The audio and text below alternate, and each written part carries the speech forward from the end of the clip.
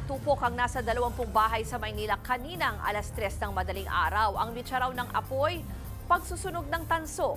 Nasa frontline ng balitang yan si Hannibal Talete. Ginising ng nagngangalit na apoy ang mga residente ng Onyx Street, Barangay 676, San Andres, Manila alas 3 ng madaling araw. Dahil gawa sa light materials ang mga bahay. Mabilis na kumalat ang apoy at itinaas sa ikatlong alarma ang sunog.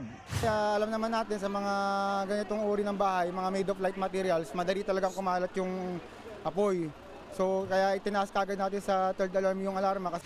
Ang ilang residente, halos walang naisalba habang nilalamon ng apoy ang kanilang bahay. Obvious ako na siya kong anak, tapos yung iba kong anak mga tulog na. Sabi niya na may sunog, ginising ko na rin lahat. Ang babaeng ito naman, hindi nadamay sa sunog ang kanilang bahay, pero pinagnakawan naman. Hindi po kami nasunugan, pero po pinasok po ng mga magnanakaw yung bahay. Yun sa wallet po ng papa ko is 11,000 po yun. Ilang residente naman ang tumulong sa pag-apula sa sunog. Sa inisyal na investigasyon ng BFP, 20 bahay ang naabo. Nasa 50 pamilya naman ang nawalan ng tirahan. Tinatayang nasa 200,000 pesos ang halaga ng mga ari-arian na abo. Yung pinagmulan niya is allegedly sa isang ground floor ng 2-story residential made of light materials.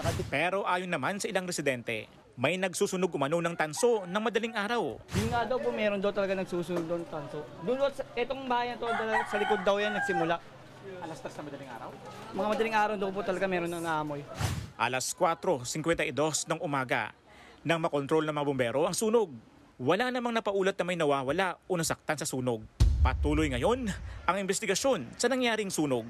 Nagbabalita mula sa frontline, Hannibal Talete, News 5. Mga kapatid, ako po si Ruth Cabal.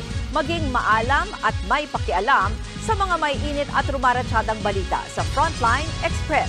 Para maging updated sa balitaan, mag-subscribe lang sa social media pages ng News 5.